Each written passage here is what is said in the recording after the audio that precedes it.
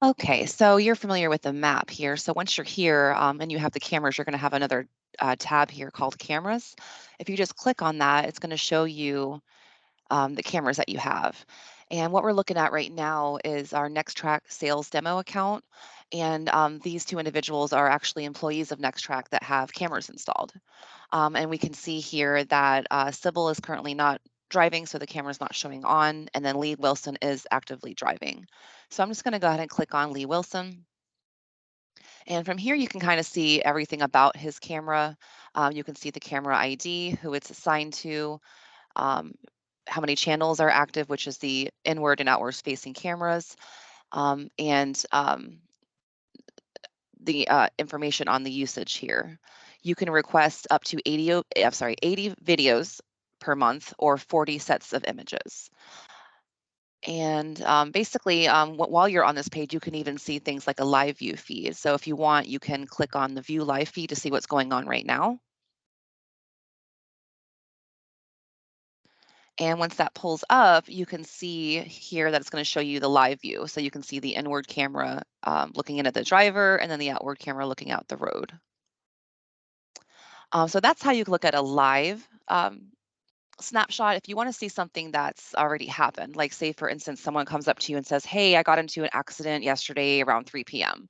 You can request that specific time. How you would do that is you would just go to make new requests. And here you can request what you want to see. So say it happened today, just now, I can just go ahead and leave that in there, or I can, pick a date.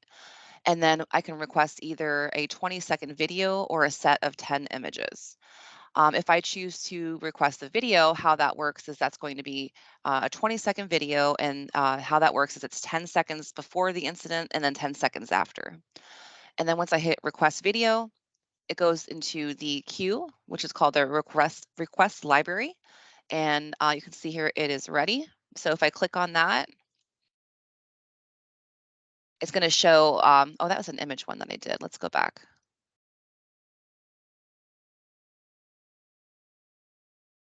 I think I clicked on the wrong one.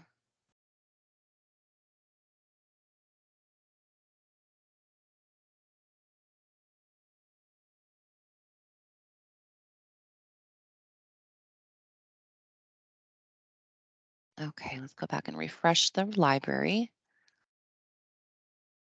Oh, that's what I did. I clicked on images. Well, okay, so you can see how that works for images, but I want to try video. So let's do make a new request, request video.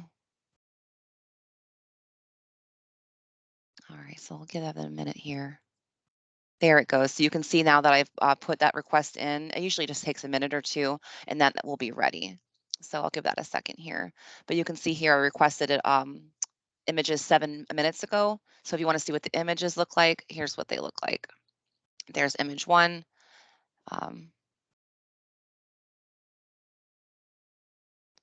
Oh, that's okay. So this is the set of images that you get, the 10 images looking at the road. And if you want to change it to the inward facing, you could just click on channel 2, and you're going to see pictures of that time. Now, if I go back to camera library, let's see if my video request is ready. Let's refresh it. No, okay, we'll go back to that, but that's how that would work. It just takes a few minutes for it to go into the queue. But another thing too that I'll mention too, once you're in a particular camera, let's go back here, or with your cameras, I should say, is that you do have the ability to do live video. Each camera stores about a week's worth of information before rewriting itself. So we recommend that you save events when they happen or when you can.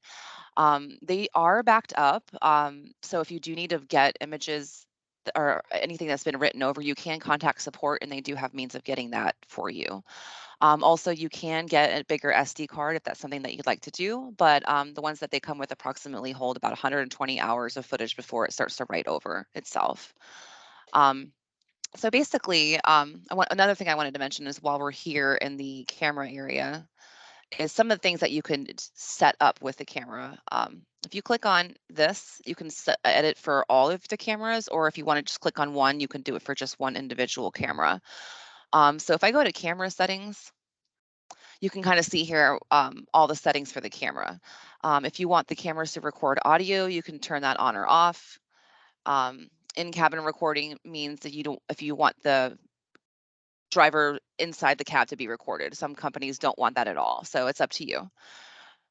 Live video streaming is what I just showed you a minute ago. When you look at the live video, you can turn that on or off. These were just like general settings. And then if I get out of here, I'll go to event settings. Now this is all the events that are triggering camera events for you to see. So if you don't care about it, you can turn it off. Say for instance, if you don't care about if they eat in the car or drink in the vehicle, stuff like that, but you care if they smoke cigarettes, you can set that up to be your only alert if you choose. So you can see here, we have cell phone usage, distracted driving, food and drink, smoking.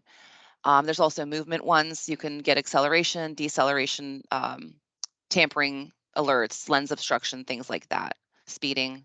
So it kind of goes on and on here, but that's where you would go to uh, select your event settings. Let's see here. Trying to see what else I should show you. Oh, okay. So if we go to events underneath here and click on that, this is going to show you all of the events that the camera has captured in the past 30 days. You can kind of hover over each one to see what these mean. Like you can see here, this is a speeding one. This is eating or drinking. There's like deceleration ones. There we go. So they've got that might be like a jackrabbit start. So you can kind of hover over them and see what they are.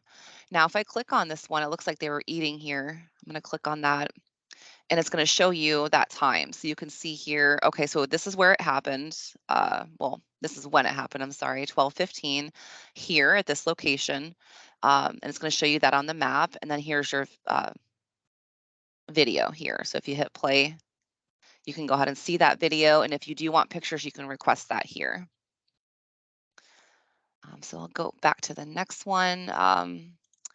Now, the next one after events is device health. Now, you can go here when you have a suspicion that the camera may not be functioning properly. You'll see here that these will be red. If that's the case, contact us and we can assist you with troubleshooting the camera. And last but not least, the alarm section. This is basically what it alert you can set if the camera's not working properly, and you'll see them here. So you could just set up an alert for that to happen. So that's pretty much it as a whole. If you had any other questions, just let me know. Or if you want to run through one, we can do that too. But yeah, just let me know if you have any questions. Thanks.